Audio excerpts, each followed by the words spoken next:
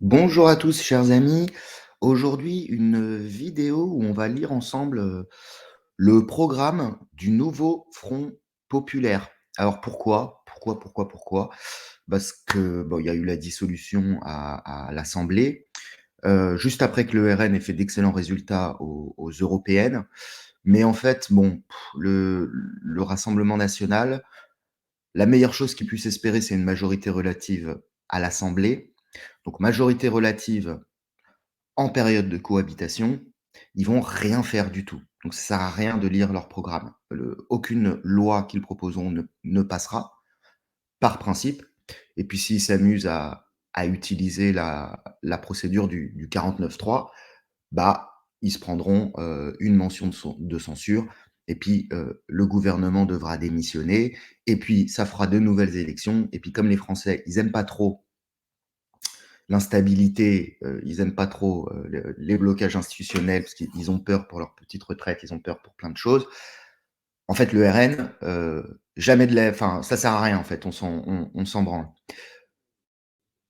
Il se peut aussi que la majorité présidentielle repasse. Ça c'est le scénario dont personne ne parle, mais en fait, c'est un scénario qui est très probable parce que je crois que les Français, ils ont quand même peur de la radicalité, que ce soit à l'extrême gauche ou que ce soit à l'extrême droite. Alors, on a une extrême droite pas très radicale, une extrême gauche très radicale, qui arrive mieux à se vendre, quoi, qui arrive mieux à passer, qui est plus politiquement correcte, en fait. Bon, donc si le RN passe, il ne se passe rien. Si la majorité présidentielle repasse, eh ben, ma foi, c'est toujours l'hyperclasse qui se sert d'Emmanuel Macron comme courroie de transmission pour faire passer son projet, et puis rien ne change. Alors que si le Front populaire passe, le nouveau Front populaire, il peut se passer des choses. Il peut se passer des choses, ça peut être intéressant. Donc on va, enfin en tout cas, ça peut, voilà, ce ne sera pas pareil. Ce ne sera pas pareil que ce qu'on vit depuis 20, 30, 40, 50 ans. Je pense que il y aura des petits changements. Donc, on va lire ce qu'ils préconisent, ce qu'ils disent, et je découvre le programme en même temps que vous, et j'ai peur. Le programme du nouveau Front populaire, préambule. Le Front populaire rassemble. Attends, je vais accepter.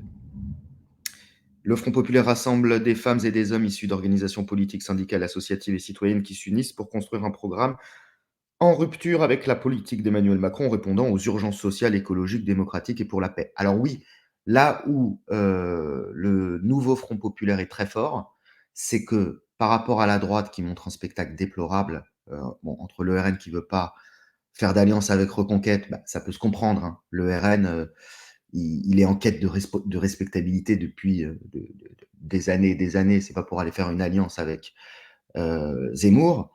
Et puis, il montre qu'il peut pas y avoir d'alliance possible avec les Républicains. Mais ce que fait la droite actuellement en France, c'est déplorable. Tandis que la gauche, l'extrême gauche, je crois même le Parti socialiste fait partie de cette alliance. Bah, il montre l'image de gens qui savent très vite s'entendre et qui savent très vite créer un programme ensemble. Donc là-dessus, c'est eux qui gagnent, hein. Alors, nous combattons le projet raciste et de casse sociale de l'extrême droite et nous voulons l'empêcher d'arriver au pouvoir.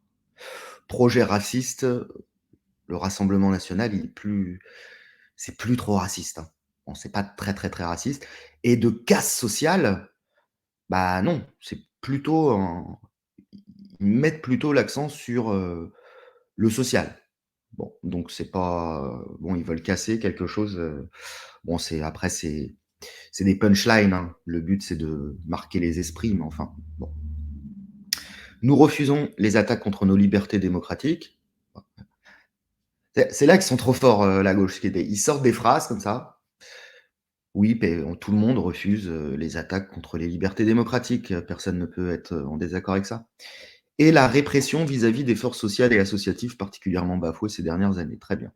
Nous luttons contre la multiplication des discours de haine et contre la prolifération des menaces et des violences qui abîment notre démocratie. Donc, lutter contre les discours de haine, bien sûr, mais qui a envie de faire la promotion des discours de haine? Bah, Non, non, on ne veut pas ça. Et contre la prolifération des menaces et des violences qui abîment notre démocratie. Donc moi, ce que j'ai compris du Front de gauche, c'est que ils veulent pas lutter contre la multiplication des discours de haine, c'est qu'ils veulent empêcher une parole contestataire d'émerger et qui ferment les yeux sur un certain nombre de problèmes qui pourtant les crèvent, les yeux, et ils le font si on, si on veut, comment dire, ils le font soit par angélisme, et ça c'est dans le meilleur des cas, on va dire qu'on leur accorde le bénéfice du doute, c'est par angélisme, parce qu'ils sont naïfs, soit ils le font par lâcheté. Moi je pense qu'ils le font par lâcheté. Et je crois que beaucoup de Français l'ont compris, et je crois que c'est un des aspects de cette extrême gauche qui s'allie pour arriver au pouvoir, c'est un des aspects qui fait que ça pourrait les empêcher d'arriver au pouvoir. C'est cette lâcheté que beaucoup de Français commencent à comprendre. Et contre la prolifération des menaces et des violences qui abîment notre démocratie, pareil, le programme de l'extrême gauche, c'est pas tellement de lutter contre la violence et les menaces, c'est plutôt de désarmer la police, de compliquer les procédures. Donc en fait, ce qu'ils veulent, c'est exercer une répression morale et intellectuelle. Mais la vraie violence, les vraies menaces qui pèsent sur les Français du quotidien, celles-là, ils n'ont pas trop envie de lutter contre. C'est pourquoi notre majorité et nos parlementaires s'engagent à porter ces principes éthiques tout au long de la mandature en refusant la diffusion de fausses informations, la calomnie, très bien, le cyberharcèlement, très bien, il faut lutter contre le cyberharcèlement, et les incitations à la haine. Voilà, après,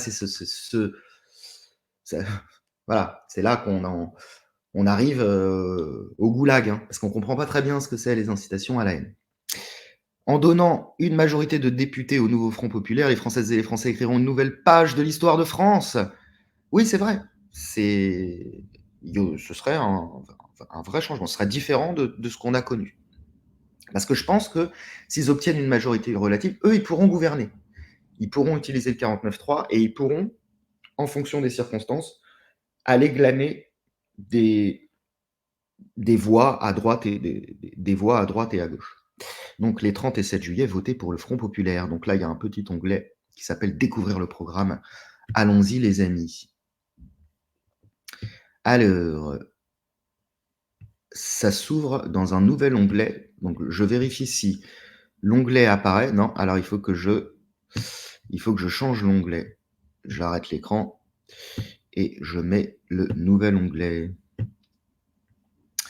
Il est où? Il est là. Voilà. Je partage. Nouveau Front populaire, contrat de législature. Ils ont fait un beau PowerPoint. Un très très beau PowerPoint. Le nouveau Front populaire rassemble des femmes et des hommes issus d'organisations politiques, syndicales, associatives et citoyennes qui s'unissent pour construire un programme de rupture avec la politique d'Emmanuel Macron répondant. Bon, c'est la même chose, c'est ce que je viens de dire. Partie 1, les 15 premiers jours, la rupture. Ah, c'est impressionnant. Une seule priorité pour le gouvernement du nouveau Front populaire dès son installation, répondre aux urgences qui abîment la vie et la confiance du peuple français. Nous en finirons avec la brutalisation et la maltraitance des années Macron. Nous adopterons immédiatement 20 actes de rupture pour répondre à l'urgence sociale, aux défis climatiques, à la réparation des services publics, à un chemin d'apaisement en France et dans le monde pour que la vie change dès l'été 2024. C'est beau. C'est beau. Donc déjà, ils commencent, donc là, ils sont intelligents, je trouve, hein. Ils commencent par mettre l'accent sur la dimension sociale. Là, parce que le sociétal que propose l'extrême gauche, je pense qu'il y a une grande partie des Français quand même qui ont des réticences, quoi. Quand ils écoutent l'extrême gauche, ils sont pas totalement convaincus. Par contre, l'urgence sociale, je crois que tous les Français sont d'accord. On vient de se taper une inflation absolument monstrueuse. Le prix de l'énergie, je ne sais même pas combien de fois il a fait, mais ça coûte des fortunes de se chauffer et ce sera encore pire l'hiver prochain. Et j'en passe, et j'en passe, et j'en passe. Donc, mettre l'accent directement sur le social dès les 15 premiers jours, ça c'est quelque chose qui va parler aux électeurs, je le sais. Ils veulent donc bloquer les prix des biens de première nécessité dans l'alimentation, l'énergie et les carburants par décret et renforcer le bouclier qualité-prix pour les outre-mer. Je ne sais pas si c'est possible de faire ça par décret. Je pense que ça relève plutôt de la loi de finances, mais d'accord, très bien, je suis d'accord. Abroger immédiatement les décrets d'application de la réforme d'Emmanuel Macron passant l'âge de départ à la retraite à 64 ans, ainsi que les réformes de l'assurance chômage. Je suis d'accord, oui. Augmenter le minimum contributif au niveau du SMIC pour les retraités et le minimum vieillesse au niveau du seuil de pauvreté. Je suis d'accord. Ce sont des mesures de bon sens. Après, est-ce que c'est possible de financer tout ça? Ça, c'est le grand problème de la France. C'est-à-dire que c'est un pays, c'est une usine à gaz, ce pays. Tout le monde déteste tout le monde. C'est traversé par des antagonismes absolument monstrueux. Mais ça tient parce qu'il y a un grand État maman qui s'occupe un peu de tout le monde et ça fait tenir la société française. Normalement, la France, c'est un pays complètement illogique d'un point de vue anthropologique, donc c'est l'État qui fait tenir tout ça et c'est très profondément ancré dans l'histoire de France. Le problème de ça, c'est que ça déresponsabilise les individus, donc les Français. Je l'avais déjà expliqué dans une vidéo, toutes les idées de merde viennent de France. Les Français, ils sont dans l'idéologie, ils sont dans l'abstraction, parce que de toute façon, c'est l'État qui doit tout faire, donc ils n'ont aucune rigueur intellectuelle quand ils pensent la politique. Et ça fait aussi un pays qui coûte très cher à faire fonctionner. C'est monstrueux. Voilà. L'État français est une hydre à 140 têtes monstrueuses. Donc, ce que propose le nouveau Front populaire, c'est d'augmenter peut-être les dépenses publiques. Bon, mais voilà, pas plus que les autres. Pas plus que les autres. Là, ce que je vois, ça me paraît pas fou. Augmenter les salaires par le passage au SMIC à 1600 net, très bien, au regard de l'inflation qu'on connaît depuis 1, 2, 3 ans sur les produits de première nécessité, sur l'énergie, sur tout ce que vous voulez, ça ne me paraît pas délirant. Après, c'est facile de dire ça, c'est les patrons qui doivent payer derrière, les patrons de PME, TPE, est-ce qu'ils vont avoir les moyens de rajouter du bif derrière? Bon, je n'en sais rien. Hausse de 10% du point d'indice des fonctionnaires, voilà, ce serait l'équivalent de l'augmentation du SMIC dans le privé, très bien.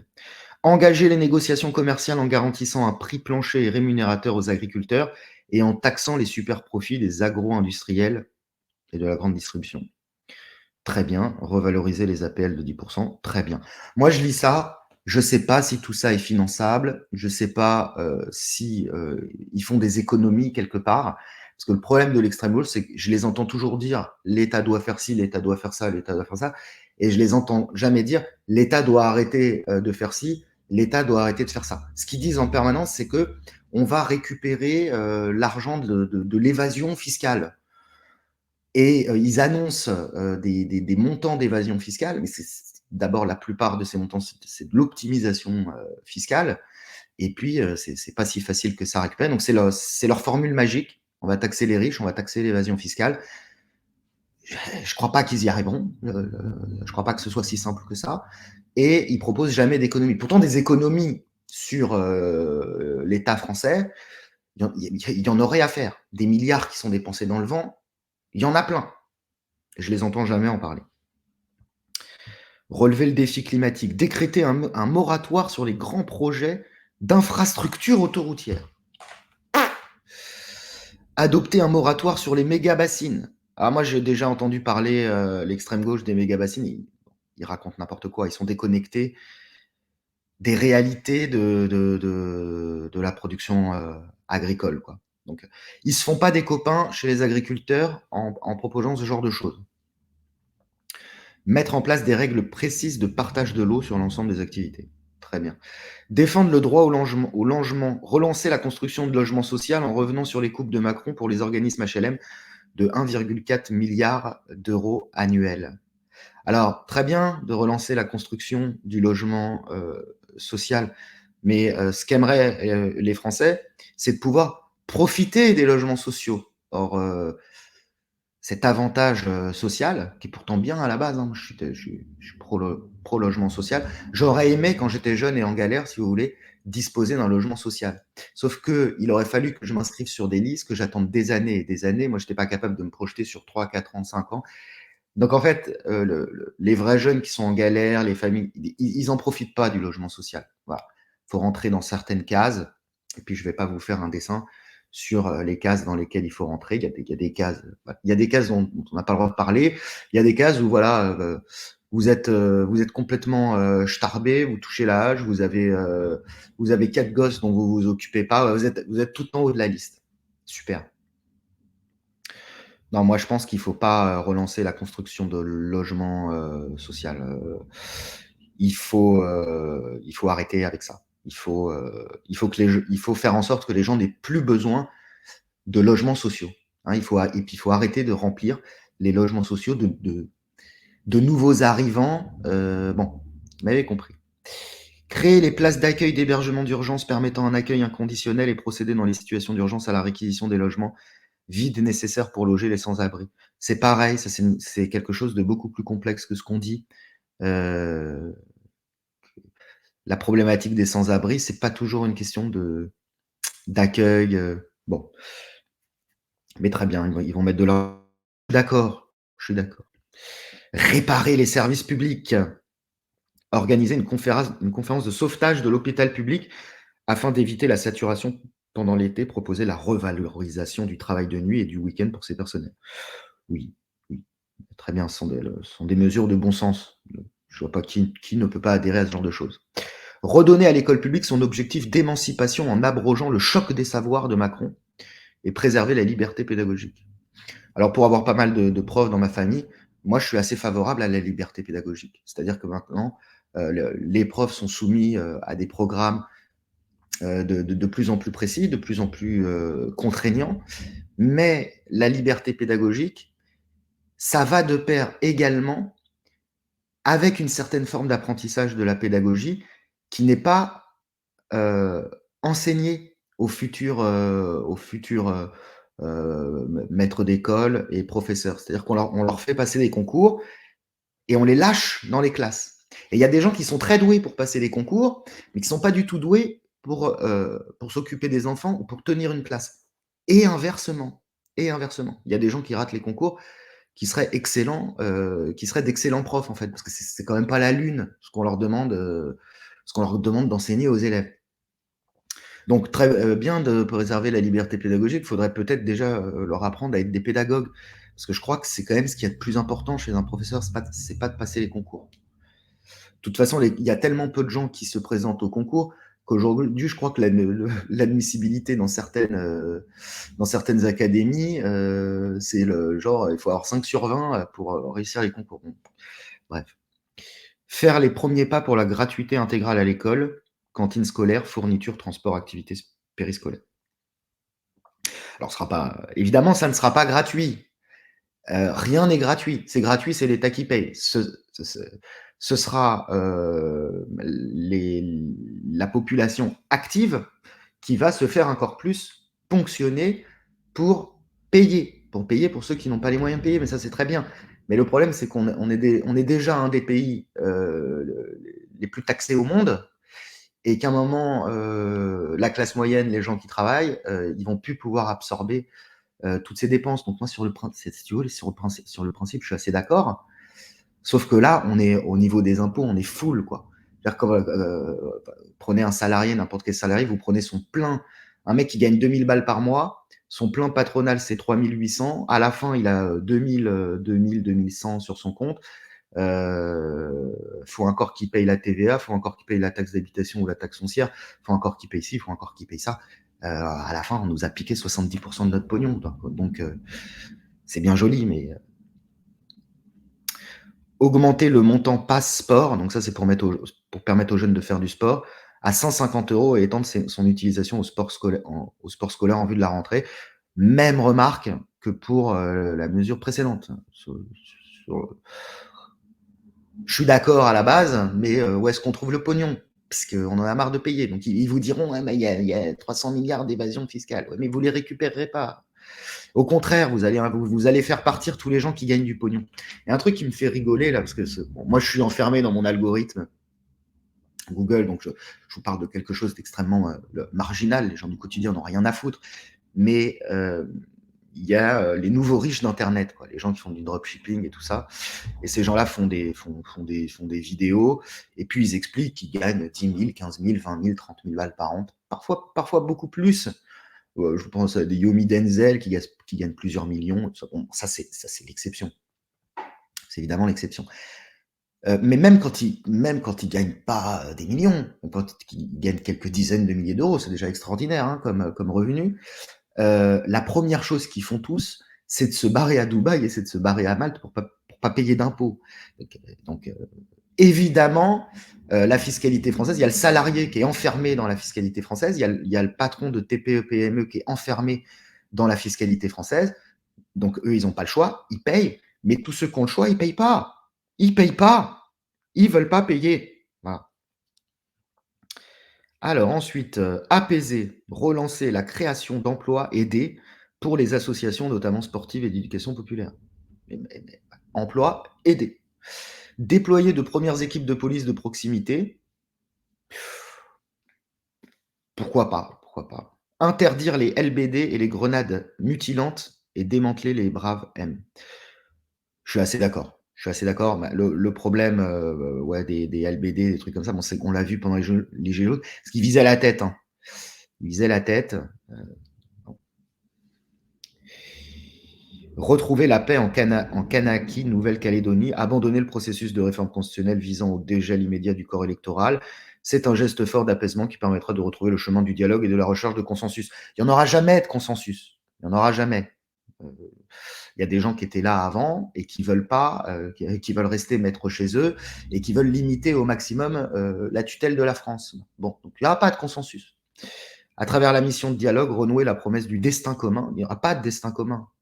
Comme il n'y aura pas de vivre ensemble. Voilà, ça, ce sont des chimères de gauche. Et la gauche, à force de croire à ces chimères, comme je le dis, soit par angélisme, soit par lâcheté, sa méthode, c'est de se coucher. Bon, moi, je ne suis pas un spécialiste de la situation en Kanaki, Nouvelle-Guinée, mais je retrouve bien là l'esprit pas très courageux de l'extrême gauche. Donc, je ne vais pas lire ça. De toute façon, on s'en fout. Mettre à l'ordre du jour des changements en Europe.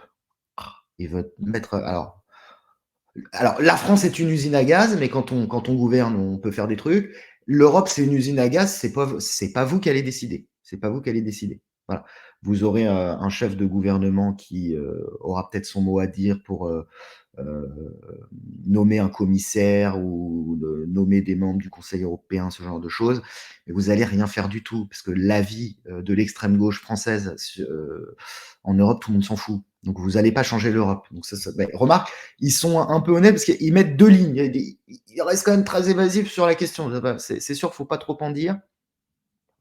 Refuser les contraintes austéritaires du pacte budgétaire. À ma connaissance, personne ne respecte les contraintes du pacte budgétaire et proposer une réforme de la politique agricole commune. C'est la même chose. La politique agricole commune est une usine à gaz. Les décisions en Europe, ça se prend à 27 pays, bientôt à 37. Vous n'allez rien faire du tout. Il n'y aura rien. L'urgence pour la paix, promouvoir une diplomatie française au service de la paix. Voilà, les grandes formules auxquelles tout le monde est obligé d'adhérer. Qu'est-ce que vous voulez la paix, c'est mieux que la guerre. L'amour, c'est mieux que la haine. Faire des propositions en vue d'une diplomatie de promotion des biens communs planétaires. Une diplomatie qui préserve notre environnement, reconnaissance du crime d'écocide, très bien. Protection des fonds marins, très bien. Défense de la gestion des pôles comme bien commun de l'humanité, très bien. Il me semble que c'est déjà ce qui se fait, mais bon, pourquoi pas. Soutenir la création d'un tribunal international de justice climatique et environnementale. C'est super ce qu'il raconte. Il faut savoir que la France, d'un point de vue diplomatique, c'est devenu une serpillière. C'est une serpillière, la France. Je ne crois pas que c'est l'extrême gauche coalisée qui va redonner à la France son éclat à l'international. Je crois pas. Parce que déjà, ce qui a énormément porté préjudice au prestige de la diplomatie française, parce qu'elle était très prestigieuse, la diplomatie française, c'est son paternalisme exacerbé, le fait de donner toujours des leçons de morale et le fait de toute façon d'être un État sous tutelle des Américains. Donc ils resteront sous tutelle des Américains. Et puis, il n'y a pas plus paternaliste et moralisante que l'extrême gauche. Et ça, le monde entier en a marre. Donc, ils ne vont pas redorer l'éclat de la diplomatie française. Donc, il n'y aura rien.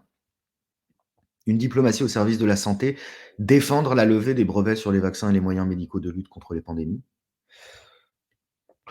D'accord. Une diplomatie qui garantit la démilitarisation et la dépollution de l'espace. Voilà, on est dans Star Trek, on s'en fout un peu. Adopter une diplomatie féministe en augmentant les financements internationaux pour les droits des femmes et en poussant l'adoption de la clause de législation la plus favorisée en Europe. La diplomatie n'est pas faite pour se concentrer sur une problématique, qu'un pays s'occupe ou s'émeuve du sort de femmes dans certains pays, d'accord, mais c'est pas. Ça, c'est pour faire de la voix. Ça, il drague l'électorat féminin. Quoi.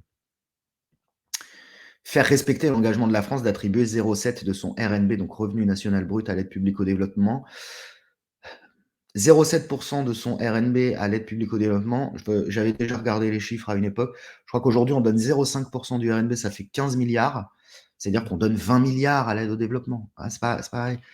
On voudrait tous que le monde soit, que tout le monde se tienne la main et que enfin, 20 milliards. 20 milliards. 20 milliards, alors que on a de plus en plus de gens complètement débiles dans notre pays qui bouffent du Lidl et qui font des fautes d'orthographe en parlant. On a de plus en plus de gens qui ne sont pas capables de payer leur facture d'énergie. On a des gens qui font pas de gosses parce qu'ils vivent encore dans un studio à 30 balais, alors même qu'ils ont bac plus 5 et qu'ils sont 4. Bon, d'accord, voilà, mais bon, on va donner 20 milliards à l'aide au développement. Bon, bah d'accord. Défendre l'Ukraine et la paix sur le continent européen. Donc déjà, ils arrivent en disant on va défendre la paix, on va défendre l'Ukraine. Donc ils sont pas dans une posture de neutralité qui voudrait apaiser les conflits dans le monde. Pas du tout. Ils ne le sont pas sur la question israélo-palestinienne, ils le sont pas sur le conflit ukraino-russe-ukrainien. Donc, ils sont pas pour la paix. Ils sont partisans. Ils sont partisans des conflits. Quand on est partisan des conflits, on n'est pas pour la paix. Pour faire échec à la guerre d'agression de Vladimir Poutine, déjà, c'est mal barré, parce que Poutine est en train de lentement mais sûrement est en train de gagner la guerre. Alors bon, si on rajoute des sous dans la machine et si on envoie des troupes en Ukraine, ça peut continuer très longtemps. Mais bon, pour l'instant, c'est pas ce qui est en train de se passer sur le terrain. Et qu'il réponde de ses crimes devant la justice internationale, très bien. Défendre indéfectiblement la souveraineté et la liberté du peuple ukrainien, ainsi que l'intégrité de ses frontières par la livraison d'armes nécessaires pour la paix, en livrant des armes, l'annulation de sa dette extérieure, la saisie des avoirs des oligarques qui contribuent à l'effort de guerre russe dans le cadre permis par le droit international. Donc ils veulent donner des sanctions à la Russie, on a vu que ça ne marchait pas. Au contraire, c'est les Russes qui en profitent et c'est le contribuable français, le citoyen français, qui en paye les conséquences. C'est lui à la fin c'est pas les Russes. L'envoi de casques bleus pour sécuriser les centrales nucléaires dans un contexte international de tensions et de guerre sur le continent européen et œuvrer pour le retour de la paix. Bon, très bien. Agir pour un cessez-le-feu immédiat à Gaza. Rompre avec le soutien coupable du gouvernement français au gouvernement suprémaciste d'extrême droite de Netanyahou pour imposer un cessez-le-feu immédiat à Gaza et faire respecter l'ordonnance. Bon, moi, je ne vais pas rentrer dans le. De toute façon, je ne suis pas partisan, je m'en fous de ce qui se passe dans le conflit israélo-palestinien.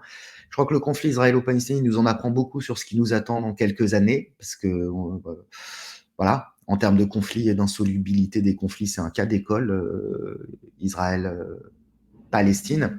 Mais la situation est insoluble. Voilà, c'est une situation insoluble. Donc, ils vont rien faire du tout à Gaza. Agir pour la libération des otages détenus. Oui, très bien. Soutenir la Cour pénale internationale dans ses poursuites contre les dirigeants du Hamas et le gouvernement de Netanyahou, très bien. Reconnaître immédiatement l'État de Palestine aux côtés de l'État d'Israël sur la base des résolutions de l'ONU.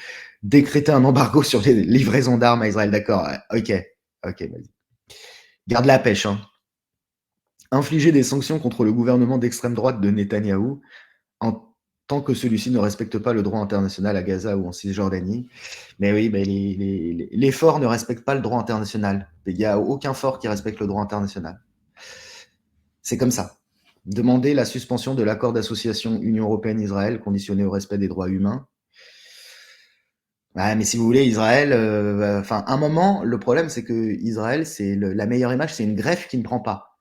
C'est une population qui a voulu se greffer sur un territoire et cette greffe n'a jamais prise. Et donc, comme cette greffe ne prend pas, c'est comme un corps à qui on a greffé un organe et ce corps veut rejeter l'organe. Pour que le corps reste dans cet organe, il faut prendre plein de médicaments, il faut surveiller tout le temps. Et voilà, la militarisation d'Israël et la dimension extrême droite, entre guillemets, d'Israël, c'est parce que c'est un État qui n'est pas accepté par ses voisins. Et c'est pas soluble. Ça fait depuis que je suis né que j'entends la nécessité de faire 2 États, de faire ci, de faire ça. Ça sert à rien. Ça s'arrangera jamais. Ce sera toujours pareil. 100 premiers jours, 100 premiers jours. Donc après, il y a un truc pour les 100 premiers jours, l'été des bifurcations. Combien on a de vidéos là? On est à combien? On a 31 minutes. Passer les 15 premiers jours, ah oui, je voulais dire sur leur programme international, leur programme diplomatique, entre guillemets, ça, c'est quelque chose qui pourrait être un frein au vote Front populaire. Autant la dimension sociale, je pense que les Français sont assez d'accord avec toutes leurs mesures, qu'elles sont assez intelligentes, qu'elles sont finalement pas trop folles, je crois qu'elles sont assez réalistes. Donc ça plaît. Quand ils parlent de diplomatie, machin, je crois que les positions qu'a prises l'extrême gauche, notamment sur le conflit israélo-palestinien, le gros des Français, ça leur fait un peu peur. Donc ça pourrait être un frein, ça pourrait les empêcher d'accéder au pouvoir, en tout cas d'accéder à une majorité relative, donc majorité relative où, bon, de toute façon, ils ne pourraient pas faire grand-chose. Hein. Alors, passer les 15 premiers jours, donc tout ça, tout ce qu'on a lu, ils vont le faire en 15 jours. Waouh! Ensuite, une session extraordinaire s'ouvrira à l'Assemblée nationale où le groupe du Nouveau Front populaire sont majoritaires, puis une seconde à la rentrée après la fin des Jeux olympiques et paralympiques. Le Parlement tient une place beaucoup plus importante dans le type de gouvernement promu par le Nouveau Front populaire. Les députés sont particulièrement associés à l'initiative de 5 paquets législatifs pour amorcer les grandes bifurcations dont le pays a besoin. Très bien. D'abord, à la suite des mesures d'urgence par décret, la présentation d'une grande loi permet de rattraper et d'améliorer la situation sociale des Français grandement paupérisés par 7 ans de macronisme et 3 ans d'inflation. Ça, c'est vrai. 2 grandes lois permettront d'entamer la reconstruction des 2 services publics les plus cruciaux, santé, éducation. Une loi énergie-climat permettra de jeter les bases de la planification écologique. Enfin, le premier projet de loi de finances rectificative sera présenté pour abolir les privilèges des milliardaires. Faire une grande loi pour le pouvoir d'achat. Donc ça, c'est ce qu'ils feront dans les 100 jours. Organiser une grande conférence sociale sur les salaires, l'emploi et la qualification. Ça veut rien dire. Ça mange pas de pain. On fait c'est ce que vous savez, quand on veut enterrer quelque chose, on crée une commission, on crée une conférence. Ça veut pas dire grand-chose. Indexer les salaires sur l'inflation. Voilà, c'est beau, moi je suis d'accord, hein, mais est-ce que c'est possible? Ça, je ne sais pas. Moi, je ne suis pas économiste. Mais de toute façon, avec tous les milliards, si vous voulez, ça fait 40 ans que nos dirigeants se torchent avec nos milliards. Donc je pense que on peut faire quelque chose, mais à condition de faire des économies à côté. Porter l'allocation adulte handicapé au niveau du SMIC. Ça va plaire à tous les gens à l'AH. Mais moi, si ça passe, moi j'arrête de bosser, j'arrête tout, je me mets à l'AH. Voilà.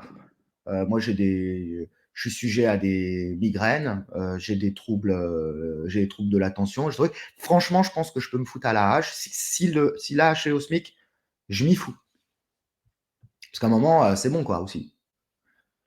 Moi, je suis désolé pour les gens qui sont à l'AH, mais même quand tu es à l'AH, tu peux pas bosser, tu peux avoir Tu peux avoir des activités annexes. Je parle pas des gens qui ont des troubles mentaux, donc qui sont complètement débiles et tout. Mais je parle des gens, voilà, qui peuvent pas travailler pour X ou Y raison. Ça les empêche pas de vivre, ça les empêche pas d'essayer d'avoir des revenus annexes. Voilà, à un moment, on peut pas. Je suis pas le top du libéralisme, hein, moi. Hein. Je suis un Français comme tous les autres. Je suis plutôt on va dire politiquement, économiquement de gauche, quoi. Mais bon, à un moment. Abolir la taxe Macron de 10% sur les factures d'énergie, bah oui, hein. Vous avez vu combien vous payez en énergie? Annuler la hausse programmée du prix du gaz au 1er juillet, plafonner les frais bancaires, oui, plafonner les frais bancaires, les banques sont complètement en roue libre. Faire la gratuité des premiers kilowatts, ok. Abolir les coupures d'électricité, de chaleur et de gaz hors trêve hivernale. C'est-à-dire que même si tu ne payes pas quoi que tu fasses, tu as toujours de l'électricité et du gaz. Ok, bah faites passer ça, mais moi je ne paierai plus. Hein. Annuler les réformes Macron sur le revenu de solidarité active. La réforme Macron sur le revenu de solidarité active, c'est de faire bosser les gens au RSA 15 heures par semaine. Mais où ils vont bosser, tous les gens au RSA? Qu'est-ce que vous allez leur faire faire? Et comment ça marche en plus? Parce que moi, là, je viens de monter une boîte. Moi, si je peux avoir quelqu'un qui vient bosser 15 heures gratos, mais moi, je le prends tout de suite. Allons-y. Enfin, comment ça marche? Comment ça marche? J'ai pas très bien compris. Bon. Et faire bosser les gens gratos, c'est pas. Bon. J'en sais rien. Mais en tout cas, ça, c'est pas des mesures clivantes. C'est des choses qu'ils proposent. C'est pas clivant. Tout le monde est d'accord avec ça. Faire une grande loi santé, réguler l'installation des médecins dans les déserts médicaux et rétablir des permanences de soins des soignants libéraux dans les centres de santé. Alors, réguler l'installation des médecins dans les déserts médicaux, moi, je suis d'accord avec ça. J'ai habité plusieurs années dans un désert médical, mais alors un vrai désert médical. Hein, je crois que c'est un des plus gros déserts médicaux de France. Si vous voulez, les collectivités, que ce soit les mairies, les hôpitaux, ils faisaient des ponts d'or aux médecins. Des ponts d'or. Ils leur offraient des baraques. Ils leur offraient des avantages inimaginables pour venir s'installer. Et les médecins ne s'installaient pas. Voilà, ne s'installaient pas. Donc, je ne sais pas comment on fait pour faire venir les médecins dans les déserts médicaux. Les médecins n'ont pas envie d'être dans les déserts médicaux. Et de toute façon, le gros problème, c'est qu'on ne forme pas assez de médecins. On n'en forme pas assez. Tant et si bien que moi, quand j'allais à l'hôpital, je suis allé plusieurs fois aux urgences pour ma fille, je suis tombé sur des médecins malgaches. Je suis tombé sur des médecins béninois. C'est un scandale qui était très bien d'ailleurs, qui se sont très bien occupés de moi. Mais un médecin malgache n'a rien à faire en France. Un médecin béninois n'a rien à faire en France. Le Madagascar et le Bénin ont beaucoup plus besoin de ce personnel ultra formé. Ils en ont beaucoup plus besoin chez eux que chez nous. C'est un scandale. Conditionner l'ouverture des cliniques privées à la participation, à la performance des soins et à la garantie d'un reste à charge zéro. Ok. Engager un plan pluriannuel de recrutement des professionnels du soin et du médico-social, médecins, infirmiers, aides-soignants, personnel administratif. Bah oui, hein, il en faut beaucoup plus.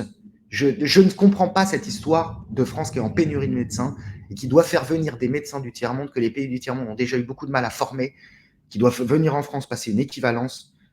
Pourquoi on n'ouvre pas le numerus clausus? Moi, j'ai eu des amis qui étaient étudiants en médecine. Je les ai vus passer leur première année. La sélection est complètement délirante. La sélection se fait sur des critères qui n'ont aucun sens, qui n'assurent absolument pas que la personne en bout de parcours sera un bon médecin, que c'est n'importe quoi. Laisser les gens devenir médecins en France. Les infirmiers, les aides-soignants, le personnel administratif, c'est pareil. Il n'y a pas, enfin bon, bref. Revalorisation des métiers et des salaires. Oui. Créer un pôle public du médicament avec renforcement des obligations de stock. Très bien. Interdire tous les polluants éternels pour toutes les utilisations, notamment les ustensiles de cuisine. Bon. Mesure pas très clivante. Faire une grande loi éducation. Réduire les effectifs par classe pour faire mieux que la moyenne européenne de 19 élèves. Mais bon, non, d'accord. Alors, l'éducation nationale en France, ça coûte une blinde. Vraiment, je crois que le problème de l'éducation nationale en France, c'est pas un problème de moyens. Un peu par-ci par-là, parce qu'on ferme des classes dans les zones rurales, etc. Donc, bon, il y a peut-être des. Mais je pense que fondamentalement, c'est pas un problème de moyens. Je pense qu'avec la même somme, on pourrait avoir la meilleure école du monde. Sauf que depuis des dizaines d'années, là, vous avez vu les French Dreamers, les trucs. L'école produit soit des putains de débiles mentaux, de macronistes qui n'ont aucune âme, qui ne comprennent rien, soit des putains de dreamers, mais c'est des caricatures de gueux du Moyen-Âge qui sont infoutus de parler, qui ne connaissent rien à rien, alors que les gars sont quand même allés à l'école au minimum de 3 ans à 15 ans, quoi. Ils ont quand même passé 12 ans à l'école, ils ne savent pas lire, ils ne savent pas écrire, ils ne savent pas parler. Bon. L'école a un vrai problème, et je ne crois pas que ce soit une question de moyens ou une question d'effectifs. C'est de la merde, l'école en France. Moduler les dotations des établissements, y compris privés, en fonction de leur respect d'objectifs de mixité sociale. Démocratiser l'université en abolissant Parcoursup et la sélection dans l'université publique, instaurer le repas à 1 euro dans le Crous. Moi, je suis totalement d'accord pour démocratiser l'université. J'avais mon ami Alex Bram au téléphone, là, qui a sa chaîne, où il parle management, business, etc. Il disait que dès que tu as le bac en Belgique, tu peux t'inscrire dans n'importe quelle filière universitaire que tu veux, et c'est le pays où il y a le plus de docteurs. Voilà, il y a une liberté. On va. Bien sûr, bien sûr, bien sûr. Mais à condition d'avoir un bac qui vaut quelque chose et de ne le plus donner à n'importe qui. Bon, voilà. En gros, moi, ce que j'aimerais, c'est qu'un parti qui se présente au pouvoir, il m'explique comment il compte faire pour que l'école ne produise plus les putains de débiles que je suis obligé de me coltiner toute la journée, quoi. Voilà, c'est ça que je veux savoir. Parce que je crois pas que ce soit une question de moyens. Je crois pas du tout. On dépense des tonnes de milliards, on pourrait avoir la meilleure école du monde. Donc on fout l'argent par les fenêtres pour éduquer des putains de débiles mentaux. Voilà. Investir dans l'éducation nationale à hauteur des besoins en engageant la revalorisation des grilles de salaire. Bon, d'accord, mais on pourrait revaloriser les grilles de salaire sans augmenter les budgets. Parce que je pense qu'on crame de l'argent par les fenêtres. Le problème de la gauche, c'est ça, c'est que tout est social, tout est une question d'oseille. Voilà. Tout est question d'oseille, pardon, mais tout n'est pas question d'oseille. Réinvestir les locaux scolaires, renforcer les effectifs de la médecine scolaire, garantir le nombre de personnel par établissement. Moi, je crois qu'il y a assez de personnel dans les établissements. Les parents éduquent mal leurs enfants. La discipline, il n'y a pas de discipline scolaire. Les élèves se font chier. Les rythmes scolaires sont complètement délirants. C'est pas une question de personnel. Voilà. Moi, au collège, je me souviens au collège, j'arrivais avec mon putain de sac à dos qui pesait 12 kilos. J'avais 14 livres dedans, un compas, un rapporteur, mon cahier et j'enchaînais les cours parfois de 8h jusqu'à 17h30. Aucun être humain n'est capable de soutenir une attention intellectuelle pendant un tel temps. Il faudrait une école où il y ait 4 heures de cours la journée. 4 heures de cours la journée, où on apprend des choses, et le reste du temps, des activités en plein air, du sport, ou du repos, ou des endroits où l'enfant peut aussi être seul, parce que la sursociabilisation, c'est dramatique. Je vous garantis qu'avec 4 heures de travail intellectuel soutenu par jour, ce qui est déjà énorme, on apprend beaucoup de choses entre 3 ans et 17-18 ans, l'âge du bac. On pourrait faire des génies. Voilà. L'école en France, c'est de la merde. Voilà. Je vous invite à lire Les beaux draps de Céline sur la question, sur comment l'école française tue l'enfance et produit des putains de débiles mentaux. C'est pas une question de pognon. Rien à voir avec le pognon. Du pognon, il y en a plein. C'est énorme le budget de l'éducation nationale. Mettre en place une garantie d'autonomie qui complète les revenus des ménages situés sous le seuil de pauvreté. Bon, donner du pognon encore. Voilà. Bon. Entamer la planification écologique. Faire voter une loi énergie-climat. Ça veut rien dire. L'énergie et le climat, c'est quand même intimement lié. Hein. On ne peut pas avoir de l'énergie à disposition pour développer les sociétés, pour avoir plus d'égalité, plus de justice, plus de moyens pour tous, ce qui est bien le programme de la gauche fondamentalement, et dépenser moins d'énergie. Les deux sont intimement corrélés. Voilà. Il n'y a pas de minimum sociaux, il n'y a pas de service public efficace, il n'y a pas tout ce que le monde des bisounours dont rêve la gauche, le paradis terrestre qui arrivera dans le futur grâce à l'argent, ça n'existe pas sans énergie. La règle verte, ouais, je ne sais pas ce que c'est. Mettre en place un plan climat visant la neutralité carbone en 2050. Même remarque que tout à l'heure, ce sont des vœux pieux. Ce sont des vœux pieux. Ça ne peut pas avoir d'existence réelle, votre truc. Assurer l'isolement complet des logements en renforçant les aides pour tous les ménages et en garantissant leur prise en charge complète pour les ménages modestes. Bien sûr, oui, ça, il faut le faire. Accélérer la rénovation des bâtiments publics. Renforcer la structuration des... Parce que quand on assure l'isolation complète des logements, etc., on améliore le sort des locataires, on améliore le sort des propriétaires. Bon, ça, c'est des bonnes mesures. Et je le sais. J'ai eu l'occasion de les mettre en place parce que j'ai profité de ces crédits. Je bossais dans un organisme qui pouvait se faire défiscaliser de la taxe foncière en faisant de l'isolation des logements, en les mettant en normes écologiques et aux personnes à mobilité réduite. Ça, c'est de l'argent bien dépensé. Ça, c'est pas du pognon jeté par les fenêtres, c'est de l'argent très bien dépensé. Renforcer la structuration de filières françaises et européennes de protection d'énergie renouvelable. Le nucléaire, les gars, le nucléaire. On s'en fout, on s'en fout des éoliennes, on s'en fout des moulins, on s'en fout. Si vous voulez de l'énergie, si vous voulez qu'on ait de l'énergie, si vous voulez qu'on fasse des trucs, il faut des putains de centrales nucléaires, il faut du putain d'essence à cramer. Voilà, donc, arrêtez avec vos histoires c'est des fables le reste.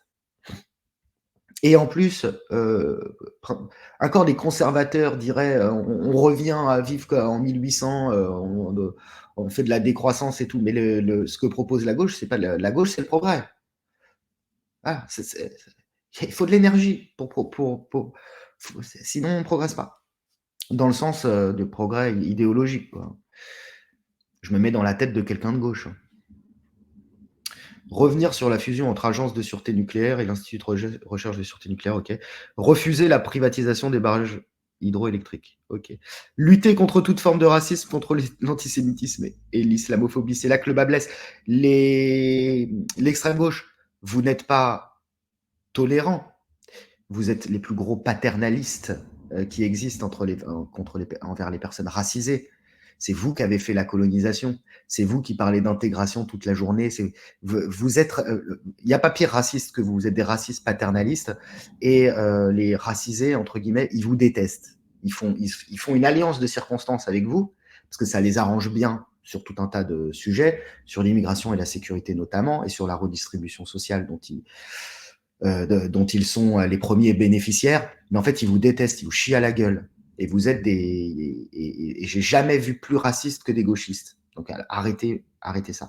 Contre l'antisémitisme, très bien. Contre l'islamophobie, vous n'êtes pas anti-islamophobe, vous êtes des lâches. Vous êtes des lâches. Vous êtes toujours prêt à vous lever contre une menace nazie qui n'existe pas. Là, vous avez un courage absolument fabuleux. C'est dingue, hein. Vous auriez dû être là pendant la Seconde Guerre mondiale. On aurait gagné 4 ans plus tôt. Tellement vous êtes fort contre le nazisme. Mais dès que les menaces deviennent réelles, dès que la pression devient réelle, dès que vous êtes face à un groupe humain, à une communauté humaine qui accepte le rapport de force et qui se lance dans le rapport de force, vous vous écrasez comme des merdes. Donc vous n'êtes pas islamophile. Vous êtes juste des lâches. Et ça, la plupart des Français l'ont quand même remarqué. C'est ça qui explique la formidable vivacité du vote Rassemblement national. Mais on va lire ce que vous avez à dire. Au moment où l'extrême droite menace, nous rappelons que la parole et les actes racistes, antisémites et islamophobes se propagent dans toute la société et connaissent une explosion inquiétante sans précédent. Aucune tolérance n'est de mise face à ces menaces et à ces comportements d'où qu'ils viennent. Les pères la morale. Au moment où l'extrême droite menace, au quotidien, la menace, c'est quand même pas l'extrême droite, les amis. Oui, peut-être qu'ils vont arriver au pouvoir à discuter si le Rassemblement national, c'est vraiment toujours de l'extrême droite, parce que le programme du Rassemblement national, c'est le programme du Parti socialiste des années 70, les gars. C'est pas de la vraie extrême droite. Et c'est pas le grand danger. Si vous voulez, quand une fille prend le noctambus la nuit, le danger, c'est pas l'extrême droite. Arrêtez vos conneries. S'attaquer à nos compatriotes pour leur couleur de peau, leur religion supposée ou réelle, c'est s'attaquer à la République. En voir certains quitter ou vouloir quitter notre pays est un échec collectif. Oui, mais bien sûr que de s'attaquer à quelqu'un, c'est toujours condamnable. C'est toujours condamnable. Mais le problème, c'est que la réalité des agressions, des multiples actes d'incivilité, des tensions aussi, parce qu'il n'y a pas que la violence réelle, il y a aussi c'est pas le fait de l'extrême droite et des racistes. C'est pas ça. C'est pas ça que les gens vivent. C'est pas ça que les gens voient. Et c'est peut-être ce qui va expliquer votre échec aux prochaines élections législatives. Parce que vous êtes des lâches sur cette question. Donc ils veulent donner à la justice les moyens de poursuivre et sanctionner les auteurs de propos ou actes racistes, islamophobes et antisémites. Non, donner à la justice les moyens de donner des peines, des vraies peines aux gens qui commettent des actes d'une extrême gravité, ce qui n'est pas le cas actuellement. Et pas, si vous voulez, c'est c'est malheureux le racisme, si vous voulez, mais bon, c'est une réaction à une politique d'immigration complètement folle. C'est pas vraiment du racisme, c'est une simplification. Et non, donner les moyens de punir les gens qui se comportent de manière inqualifiable et intolérable. Voilà. Instaurer un commissariat à l'égalité doté d'un observatoire des discriminations et de pôles spécialisés au sein des services publics et des cours d'appel. Des conneries. Tout ça, c'est des conneries. Discrimination, venez avec ce mot-là à la bouche. Adopter et mettre en œuvre un plan de lutte contre les discriminations, y compris à l'embauche, à la santé, au logement et le renforcement des sanctions. C'est pas. Est-ce qu'il y a de la discrimination contre les Asiatiques? Non, il n'y en a pas. Voilà, c'est tout ce que j'ai à dire. L'antisémitisme a une histoire tragique dans notre pays qui ne doit pas se répéter. Tous ceux qui propagent la haine des Juifs doivent être combattus. Pourtant, dans vos rangs, il y en a beaucoup qui propagent la haine des Juifs. Et on sait pourquoi. Mais bon. Nous proposons un plan interministériel pour analyser, prévenir et lutter contre l'antisémitisme en France, notamment à l'école, et contre ses effets sur la vie des populations. Bah, faites ça, tiens. Essayez de faire ça. Dans les. Voilà. Avec vos nouveaux électeurs. Essayez de faire ça avec vos nouveaux électeurs, vous allez voir. Ce sont des discours qui ne marchent pas. Ils veulent interdire l'islamophobie dans certains médias, presse écrite ou audiovisuelle. Mais on a. Enfin. Si vous voulez, les Occidentaux et les gauchistes en particulier, mais les Occidentaux en général et les musulmans ont un point commun. Ils ont un point commun, c'est qu'ils sont porteurs d'une idéologie, parce que l'islam, bon, 5% de spirituel et 80% le reste économique et social et moral. Les deux, les Occidentaux et les musulmans, sont porteurs d'une idéologie universaliste. Et sur un même territoire ne peut pas cohabiter deux universalismes, de la même manière qu'il ne peut pas y avoir deux infinis. Donc si vous interdisez la critique de l'islam, que vous appelez islamophobie, ça n'a absolument aucun sens. D'abord, on a le droit d'être islamophobe, on a le droit d'avoir peur de l'islam. Franchement, il y a des trucs qui font quand même un peu peur. Hein. Mais si vous interdisez toute critique de l'islam, eh ben, cet universalisme va triompher. Parce que nous ne pourrons pas le contrer. Voilà. Il ne peut pas y avoir deux universalismes sur un même territoire. Il y a un universalisme qui s'affirme, qui est fier de lui-même et qui est dominateur. Et puis, il y a un universalisme, celui dont est porteur l'extrême gauche, qui s'écrase. Bon. Bah, écrasez-vous. Nous proposerons un plan ministériel. Hein, nous assurons la sécurité des lieux cultuels et culturels. Il me semble que c'est quand même légèrement déjà le cas. Hein. Abolir les privilèges des milliardaires, ça aussi c'est rigolo. Adopter un projet de loi de finances. Je rappelle que dès que quelqu'un gagne 10 000 balles par mois, possibilité de se casser, la première chose qu'il fait, c'est qu'il se casse. Il se casse vivre à Dubaï, à Malte ou je sais pas où. Parce que on y vit mieux, on se fait moins piquer de pognon, il y a plus de, il y a plus de gonzesses. La France est un enfer fiscal et c'est un pays qui est de plus en plus insupportable à vivre.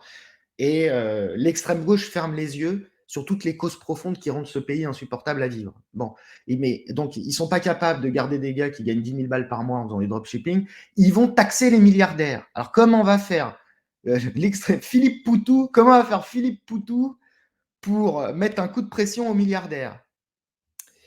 Accroître la progressivité de l'impôt sur le revenu à 14 tranches. Eh ben ils vont partir. Rendre la CSG progressive, rétablir un impôt de solidarité sur la fortune, C'est vrai dans l'esprit, bien sûr, mais on sait que ça ne sert à rien. Et les riches font de l'optimisation fiscale. Vous n'y pouvez rien. Supprimer la flat tax et rétablir l'exit tax. Oui, ça, c'est pour éviter l'évasion fiscale. Très bien, très bien. Allez-y, allez-y, l'extrême gauche. Ben, on verra bien les résultats que ça donne. Mais je suis quand même pas convaincu. Supprimer les niches fiscales inefficaces, injustes et polluantes, je suis d'accord aussi. Je suis d'accord aussi. Mais ça, c'est pas un truc d'extrême gauche, supprimer les niches fiscales. C'est des investissements que vous faites en tant que particulier, en tant qu'entreprise, c'est des investissements que vous faites et qui vont dans le sens de ce que l'État voudrait voir advenir dans le futur. Par exemple, vous faites des travaux d'isolation, vous réhabilitez je sais pas quoi, vous faites ce genre de truc, et ben on va vous exonérer d'impôts parce que de toute façon ça va dans le sens de ce que l'État veut faire. Donc les niches fiscales, c'est très bien, il en faut des niches fiscales.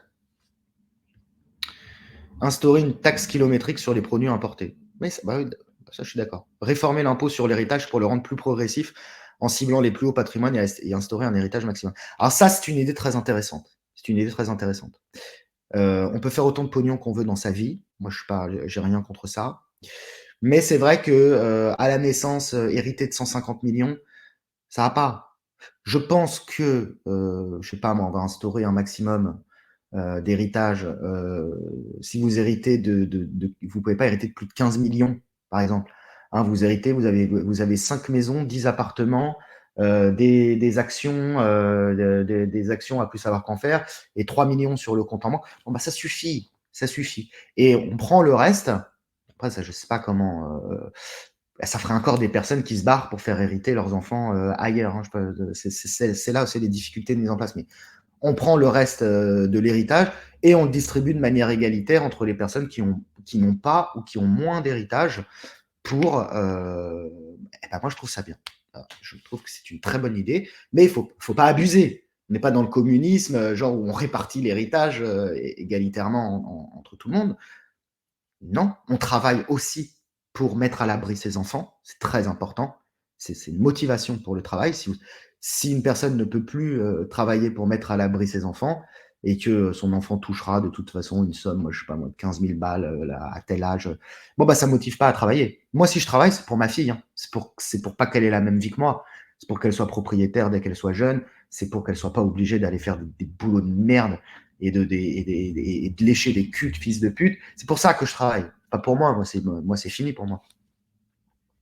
Mais qu'il y ait un peu plus de justice à ce niveau-là, je pense que voilà, les gosses de riches, il y a une limite, quoi. On met une limite, une limite confortable. Et puis le reste, on le donne ailleurs.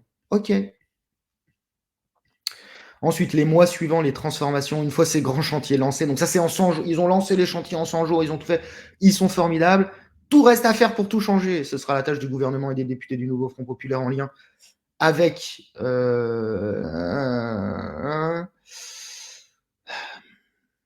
l'ambitieux programme législatif de transformation que le nouveau Front populaire se fixe pour les mois suivants est largement issu des propositions et revendications produites par cette société mobilisée. Sa cohérence globale, c'est l'application pleine et entière du programme suivant: liberté, égalité, fraternité. Son cap, c'est l'harmonie des êtres humains entre eux et avec la nature. La gauche, c'est pas la nature, hein, historiquement. La gauche, c'est la haine de la nature. Hein. C'est pas grave. Le service public est de retour. Rattrapage des postes manquants à l'hôpital public, à l'école, dans la justice, dans les services publics, en revalorisant les métiers. Ça, c'est merveilleux. Tout est merveilleux. Garantir l'accès aux services publics à toutes et à tous. Toujours ces petites formules. Woke. Sans condition de nationalité sur tout le territoire par un plan d'investissement. Personne ne doit habiter à plus de 30 minutes d'un accueil physique. C'est merveilleux. Garantir l'accès à chaque famille à un mode. Voilà, mais où trouve-t-il le pognon? Ils vont mettre des coups de pression aux milliardaires. Bon, très bien. Garantir l'accès à chaque famille à un mode de garde adapté grâce à un service public de la petite enfance. Très bien. Organiser des états généraux des quartiers populaires et des états généraux des espaces ruraux pour construire une véritable égalité territoriale. OK. Alors, les quartiers populaires, bon, c'est vrai qu'il y a des quartiers populaires qui sont un peu à l'abandon, mais moi qui me suis baladé de temps en temps dans le 9-3, là, il y a pas très longtemps. Franchement, au niveau des services publics, ils sont au max du max. Hein. C'est pas le problème. C'est pas le problème de ces territoires. C'est le problème, c'est qu'ils n'ont pas. C'est pas le problème. Ils sont souvent à côté des grandes villes, proches des plus grands bassins d'emploi. Ils ont des services publics, ils ont des pompiers, ils ont de la police, ils ont tout ce qu'il faut. Le problème n'est pas là. Et en plus, ça coûte des fortunes à faire tourner ces quartiers. Il y a des canadaires de pognon qui tombent sur ces quartiers. Donc, c'est pas le même problème. Lancer un plan grand âge en rénovant les EHPAD. Oui, bah oui, oui, oui. Là, par contre, faudrait mettre un coup de pression aux EHPAD privés qui traitent leurs locataires comme de la merde. C'est absolument scandaleux. C'est dommage que ça ne fasse que 2 lignes dans le programme. Interdire des placements hôteliers dans le cadre de l'aide sociale à l'enfance et interdire les sorties sèches à 18 ans. Ok. Faire une loi de programmation de la recherche plus ambitieuse. Bah oui. Hein. Garantir le droit au logement. Construire 200 000 logements publics par an pendant 5 ans aux normes écologiques les plus ambitieuses. Adopter une grande loi pour garantir le droit au logement effectif, comprenant notamment l'abrogation de la droit au logement. Ça veut dire qu'à un moment, vous dites, moi je veux un logement et on doit, l'État, la personne publique qui est en charge d'attribuer les logements, bon, en général les OPH, etc., ils doivent vous en donner un tout de suite, quoi, parce que vous avez le droit. C'est compliqué quand même. Hein. C'est compliqué. Parce que là, vous allez faire 200 000 logements, ils vont être pris les 200 000 logements. Il y a des gens qui sont sur liste d'attente depuis 10 ans dans certains coins. J'exagère peut-être 10 ans, mais 5 ans. La garantie universelle des loyers pour sécuriser les propriétaires et les locataires. Bon, bah ça, en tant que propriétaire, je suis d'accord. Aucune remise en cause de la loi SRU. Rien sur les squatteurs, ce genre de trucs, ces lois qui scandalisent le monde entier. Le nouveau droit à la retraite. Réaffirmer l'objectif commun du droit à la retraite à 60 ans. Rétablir les facteurs de pénibilité supprimés par Emmanuel Macron. Bah oui, mais moi, si vous voulez, je suis d'accord pour la retraite à 60 ans pour les gens, je sais pas, qui ont fait des boulots de merde toute leur vie. Ouais, il faut qu'ils soient à la retraite à 60 ans. Les gens qui aiment ce qu'ils font, les gens qui ont une activité épanouissante ou les gens qui veulent continuer à travailler, qui continuent. Mais oui, les gens qui ont eu des boulots de merde toute leur vie ou qui ont enchaîné des boulots de merde, les gens qui ont galéré toute leur vie, à un moment, il faut qu'ils arrêtent de galérer, quoi. À un moment, il faut qu'ils arrêtent de galérer. C'est pas seulement une question d'annuité. Bon. Il y a des gens à 60 ans, ils sont cuits, il faut qu'ils arrêtent. Et puis il y a des gens, ils peuvent bosser comme des malades, ils n'ont jamais été aussi frais qu'à 60 ans. Bon. Prendre en compte le RSA pour valider des trimestres en vue de la retraite. Ah, ça c'est bien ça. Indexer le montant des retraites sur les salaires. Soumettre à cotisation les dividendes, la participation, l'épargne salariale, les rachats d'actions, les heures supplémentaires. Oui, oui.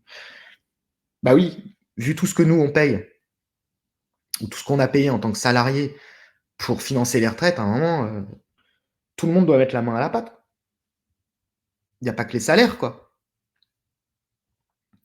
Augmenter de 0,5 points par an pendant 5 ans les cotisations vieillesse et moduler les cotisations. Bon, très bien. Créer une surcotisation des hauts salaires. Il y a déjà, si tu veux, tous les plus diplômés, tous les plus courageux, tous les plus téméraires, tous les meilleurs, ils se cassent déjà de France. Donc, mais il y en aura d'autres qui vont se casser, si vous voulez. Parce que si les gens sont dans les plus hauts salaires, ça veut dire qu'ils ont des qualités. Ça veut dire que si la France devient un pays de plus insupportable où on leur pique encore plus de pognon, ça veut dire qu'ils vont partir à un moment donné. Abolir la monarchie présidentielle. Alors, vers la 6ème République, ça c'est abolir la monarchie présidentielle dans la pratique des institutions. On ne peut pas faire un régime parlementaire en France. Voilà, après, je ne vais pas revenir là-dessus. La France a eu une histoire constitutionnelle extrêmement mouvementée et la France ne peut fonctionner que de manière autoritaire, qu'avec un exécutif autoritaire en réalité. Ça ne peut pas fonctionner autrement. Voilà. En proportionnel, ça ne fonctionnera pas. Les régimes parlementaires, ça a été une catastrophe. 149.3, on est bloqué, on est foutu. La 5ème République, elle fonctionne parce qu'elle est complètement adaptée à l'esprit français. Elle est très malléable, elle est très plastique. Vouloir une 6ème République, ça ne veut rien dire. Changer les institutions, on peut les changer de mille et une manières. Mais ce que veut l'extrême gauche, toute l'histoire nous a montré que ça ne marche pas. Voilà. Et en plus, ce seraient les premiers à ne pas vouloir que ça marche, parce que si on instaure la proportionnelle, ou si on instaure, par exemple, comment on appelle ça, quand on fait voter les gens sur une loi, en particulier référendum, si on me donne des référendums d'initiative populaire ou ce genre de choses, on va se retrouver avec des référendums sur la peine de mort qui vont passer. Donc, ce seraient les premiers à être effrayés par le monstre qu'ils auront créé. Parce que les gauchistes croient que le monde entier est gauchiste. Mais pas du tout, les gars. Voilà, le référendum d'initiative citoyenne, faites-le, vous allez voir, vous n'allez pas être déçus du voyage. Moi, je suis d'accord. Hein. Passer à une 6ème République par la convocation d'une assemblée constituante, bon, ouais, c'est très compliqué, les sujets de refaire les institutions. Le constitutionnaliste, c'est rien de plus compliqué. Eux, ils balancent ça comme ça. Ils disent, oh, on va avoir une 6ème République, on comprend. C'est pas en 3 lignes qu'on fait une... Enfin, bon, bref, de la merde. Sûreté, sécurité et justice. Assurer la sécurité de la population par le rétablissement de la police de proximité, la suppression de la réforme Darmanin qui affaiblit la police judiciaire. Ah bon? Le maintien de l'ensemble des gendarmeries, l'augmentation des effectifs de police judiciaire, technique, scientifique. Toujours hein, plus de monde, plus de gens, plus de pognon. Revoir et allonger la formation des policiers, très bien. Un nouveau code de déontologie. Ok. Et les policiers peuvent déjà plus rien faire en France. Donc allez-y, faites des règles encore plus strictes en matière déontologique. À la fin, les gens, parce que les policiers, c'est comme les profs, ils sont aux premières loges de la merde. Eux, votre utopie merdique, eux, ils en voient les conséquences au quotidien, ils sont aux premières loges et c'est eux qui doivent lutter contre ces effets délétères. Donc, à un moment, si vous supprimez ces personnels de tout monde, à un moment, ils vont s'asseoir, ils vont regarder le truc cramé et ils vont plus rien faire. Et déjà, je comprends même pas comment les flics aujourd'hui ils continuent à croire en ce qu'ils font, quoi. Moi, et les profs aussi, quoi. Agir contre la surpopulation carcérale. Ils disent pas construire plus de prisons, ils disent agir contre la surpopulation carcérale. C'est-à-dire sortir des gens de prison, quoi. Alors qu'on n'a déjà pas assez de place. Il nous faudrait le double de place parce que notre système judiciaire, notre système pénal et notre système carcéral, notre administration pénitentiaire, elle n'est pas adaptée à la nouvelle anthropologie française et elle n'est pas adaptée à la criminalité à laquelle on doit faire face. C'est fait pour un pays civilisé, si tu veux. C'est fait pour un pays civilisé de gens éduqués et responsables. Or, ça n'est pas le cas. Donc, agir contre la surpopulation carcérale, c'est-à-dire sortir les gens de prison, les gens qui mériteraient d'être en prison et qui mériteraient d'y être beaucoup plus longtemps que le temps pour lequel ils y sont déjà. Et déjà, on ne met pas le tiers des gens qu'on doit mettre en prison. Bon. Faire bifurquer l'économie et réindustrialiser la France. Plan de reconstruction industrielle pour mettre fin à la France dans les domaines stratégiques. Bien sûr. Réaliser un diagnostic préalable des ressources naturelles avant implantation industrielle. Oui. Encadrer la sous-traitance et faire en sorte que les TPE, PME soient les sous-traitants privilégiés des industries. Très bien. Conditionner les aides aux entreprises au respect des critères environnementaux, sociaux et au sein... Oui, bon, très bien, très bien. Faire des salariés de véritables acteurs de la vie économique en leur réservant au moins un tiers des sièges dans les conseils d'administration. Ouais, pourquoi pas. Réglementer la banque et la finance pour éviter de nouvelles crises et financer l'économie réelle. Zéro financement des banques. Bon, bah ça, vous allez rien faire. Vous êtes l'extrême gauche. Philippe Poutou, tu vas rien faire. Taxation renforcée des transactions financières. Pourquoi pas, mais j'y crois pas non plus. Créer un droit de préemption pour permettre aux salariés de reprendre les entreprises sous la forme d'une coopérative. Oui. Accompagner les reprises des entreprises en scope par les salariés. Oui, oui, ça peut être des bonnes idées, ça. Créer un pôle public bancaire s'appuyant sur la Caisse des dépôts et consignations qui aura notamment pour tâche d'affecter la collecte de l'épargne réglementée vers les besoins sociaux et écologiques. Ça sent la carotte, ça. Parce que l'extrême gauche, là, parce que pour financer tout ce qu'ils veulent financer, il n'y a plus de pognon. Donc, à un moment, ça va être ils vont aller piocher dans votre épargne, les gars, je vous le dis. Attendez, je reviens. Je regarde si j'ai pas une clope qui traîne. Et non, j'ai pas de clope qui traîne, donc je ne fumerai pas. Alors, défendre les droits des travailleurs. Passage aux 32 heures dans les métiers pénibles ou de nuit. Ah bah, ce serait mortel ça, moi, soit je me fous à la hache, soit je travaille de nuit.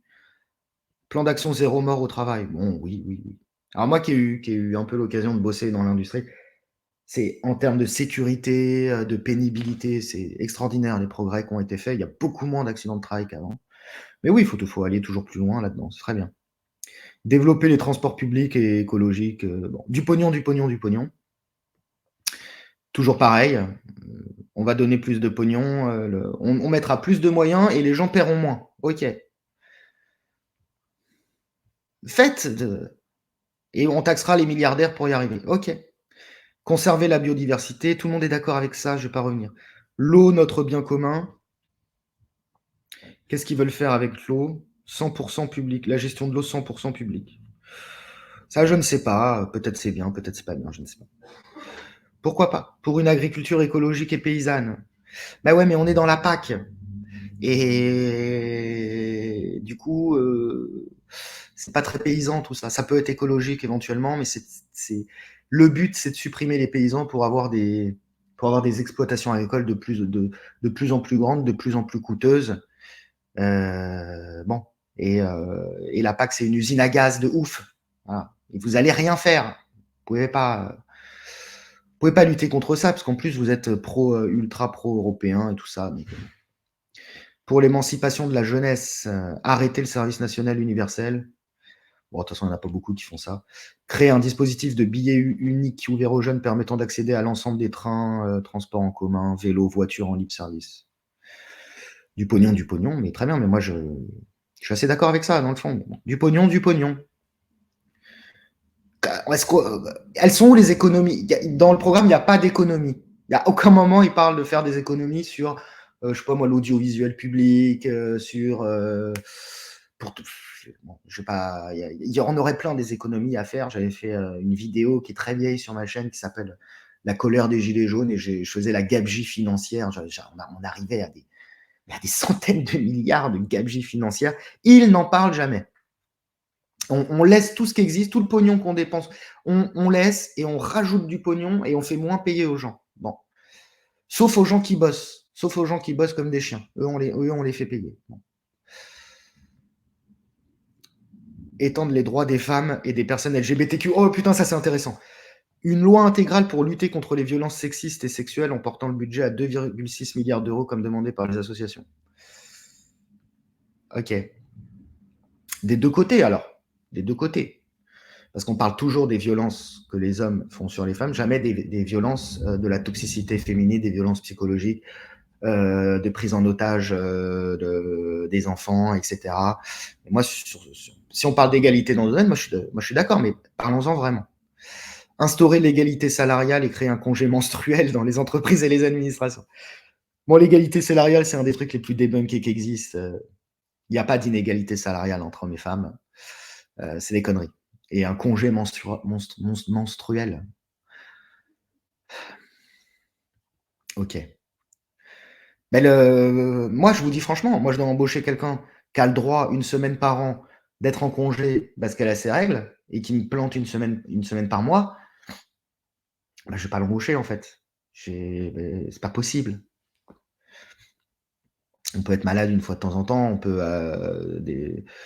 Voilà, bon, bah, celles qui peuvent pas bosser une semaine par mois parce qu'elles ont des règles trop douloureuses pour bosser, bah, faut se marier avec un mec riche ou faut être à l'âge. Qu'est-ce que vous voulez que je vous dise?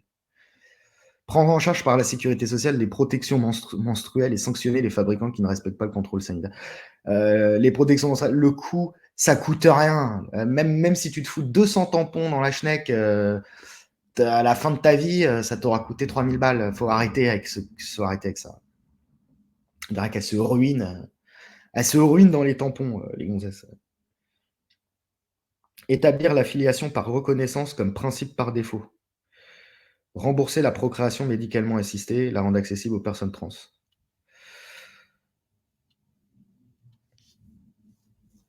Rembourser la procréation médicalement assistée, la rendre accessible aux personnes trans. Donc les trans, voilà. Vous savez, vous pouvez choisir votre vie. Hein. Chacun choisit la vie qu'il veut. Mais si vous voulez des enfants, faut des familles. C'est pas, je suis pas un putain de conservateur starbé en disant ça. Vous savez, quand un homme il se met en couple avec une femme et qu'il travaille, c'est pas son idéal de vie. Peut-être qu'il aurait préféré voyager, peut-être qu'il aurait préféré se taper plein de bonnes femmes, mais il choisit un cadre contraignant parce qu'il a envie de constituer une famille. On peut pas tout avoir, on peut pas faire tous les choix contradictoires possibles dans la vie. Voilà. Si vous voulez des enfants, mariez-vous, ayez un foyer, faites des enfants.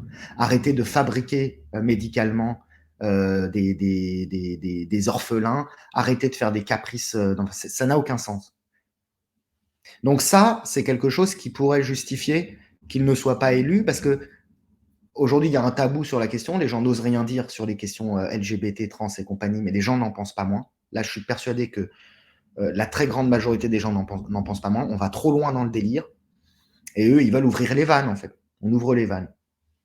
Vous êtes trans, vous pouvez vous faire aider médicalement, faire de la GPA, faire tout ce que vous voulez. Bah non, bah non, bah non. Ah, y est, autant sur le social. Mais ils mettent ça en fin de programme quand plus personne ne lit. Il est là, 1h15, je me dépêche. Mettre en œuvre un plan d'éradication des violences à l'encontre des personnes LGBTQI. Qui exerce des violences à l'encontre des personnes LGBTQI? Qui? Je vous pose la question. Mais cette réponse, l'extrême gauche ne la donnera jamais parce qu'elle est lâche. Parce que ce qui caractérise l'extrême gauche aujourd'hui, c'est la lâcheté. Autoriser le changement d'état civil libre et gratuit devant un officier d'état civil. N'importe quoi. Vous allez changer d'état civil comme vous le voulez. Moi, je me sens femme. Je me sens femme, changer d'état civil. N'importe quoi. Faire face à l'offensive transphobe. Il n'y a pas d'offensive transphobe. Il y a une idéologie, un obscurantisme transsexuel, là on parle de pénis de femme et tout, qui commence à faire chier tout le monde. Commence à faire chier tout le monde. Et dès qu'on dit non, vous allez trop loin, non, le sexe, c'est pas culturel, c'est pas mental, c'est une notion biologique. Non, non, il faut pas aller dans les écoles pour introduire de la confusion en ce qui concerne la sexualité des enfants, parce que vous allez en faire des starbés, ce qui est déjà le cas quand on est transphobe. Bah non. Rompre avec la maltraitance animale. Ok. Un service public des arts et de la culture au service de l'émancipation. Renforcer le budget consacré à l'art pour le porter à 1% du PIB par an. Ça fait beaucoup, 1% du PIB, ça doit faire 25-30 milliards. Mais très bien. Mais après, le problème, c'est que les gens qui touchent ces subventions, c'est les gratteurs de casseroles, c'est les suceurs de bites. Un vrai artiste, il va pas gratter, faire un petit dossier avec des mots-clés pour dire donnez-moi de l'argent.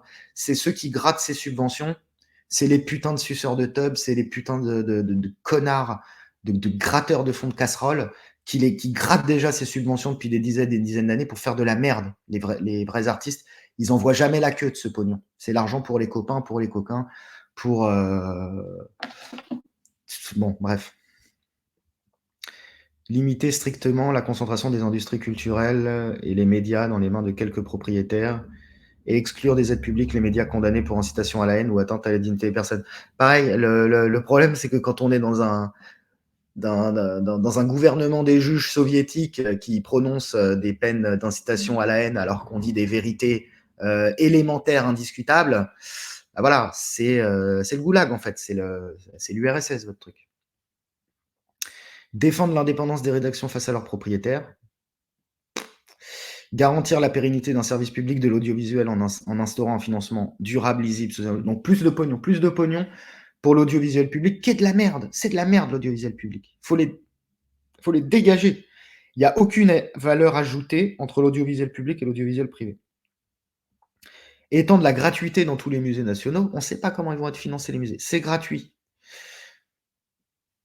Une république laïque, vaste plan de formation des fonctionnaires à la laïcité, au principe. Pareil, vous êtes lâche sur la question, donc vos trucs sur la laïcité. Le truc avec la laïcité, c'est que c'est quelque chose qui permet effectivement le vivre ensemble, comme on l'appelle, mais ça augmente le ressentiment et la haine. Et un jour, ça nous pètera à la gueule, tous. Bon, pour un sport populaire, je m'en fous. Les outre-mer, je suis désolé pour les outre-mer, mais je m'en fous un peu. Ils disent donner plus de pognon et payer moins. Bon, on sait que c'est la gauche. Garantir un accueil digne, abroger les lois asile et immigration de Macron, mettre en place une agence de sauvetage en mer et sur terre dans l'attente de sa création au niveau européen et en appui. Alors, quand on dit on met une agence de sauvetage en mer, on sauve tout le monde, vous encouragez les gens à partir, vous encouragez les gens à prendre la mer. Et donc vous encouragez les possibles morts dans les Méditerranées. Le message, c'est tous ceux qui partent clandestinement de chez eux, ils ne seront pas accueillis. Voilà. De toute façon, normalement, on ne devrait plus accueillir personne, mais bon. Assurer un accompagnement social et une autorisation de travailler pour les demandeurs d'asile. Pognon, pognon, pognon. Faciliter l'accès au visa, régulariser les travailleurs étudiants, parents d'enfants scolarisés et instituer la carte. Bon, en gros, tu rentres en France n'importe comment et tu as tout ce que tu veux. Bon. Créer un statut de déplacé climatique. Alors, s'il y a des zones sur la planète qui deviennent invivables pour l'être humain, de toute façon, ce sera une catastrophe mondiale s'il faut déplacer des milliards de populations. Donc, il n'y aura pas besoin d'un statut de déplacé climatique, ça va être le chaos sur toute la planète. Et si ce risque ne se réalise pas, parce que ça fait des dizaines d'années qu'on dit qu'il va se réaliser, si ce risque ne se réalise pas, de toute façon, ça fait une nouvelle filière d'immigration avec des contours extrêmement flous. Donc, c'est encore accueillir plus de gens. Améliorer les conditions d'accueil des exilés à Mayotte. Mais non, à Mayotte, il faut fermer les frontières. C'est une catastrophe, Mayotte. C'est Mad Max, Mayotte. Créer des voies légales et sécurisées d'immigration.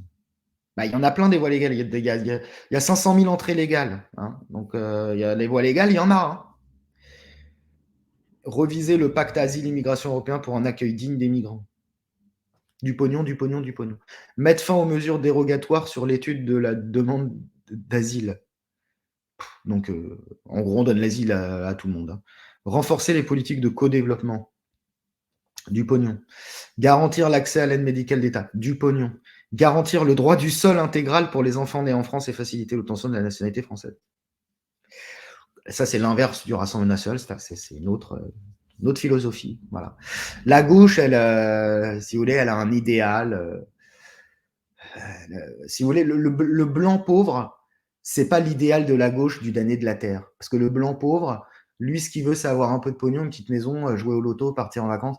Et la gauche, elle veut des populations sur lesquelles elle peut exercer son paternalisme. C'est le racisme, c'est le racisme de gauche. Et elle veut un être humain universel. On est tous frères, mais enfin, on va vous apprendre la vie, puis après on sera tous frères. C'est ça la gauche. Il n'y a pas plus intolérant, il n'y a pas plus impérialiste, il n'y a pas plus raciste que la gauche. Le problème, c'est que c'est les gens du quotidien qui font les frais de cette folie idéologique.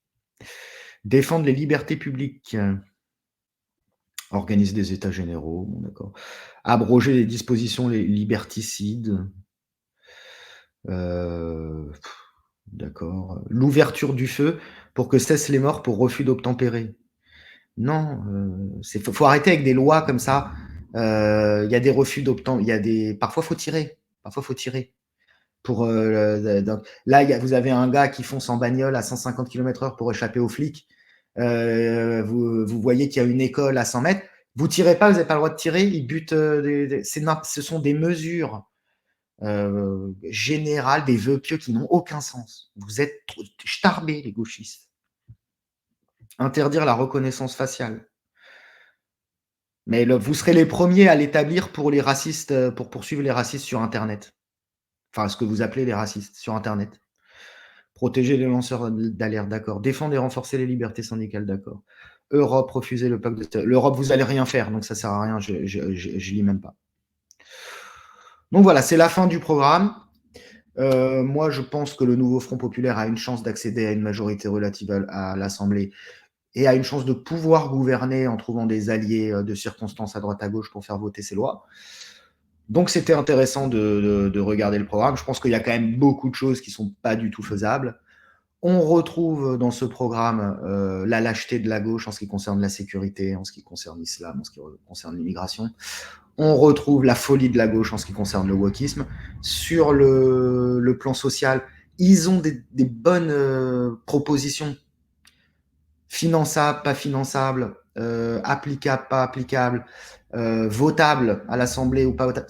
Bah, ça, j'en sais rien, ça, on verra, mais ils ont des propositions qui me paraissent de bon sens.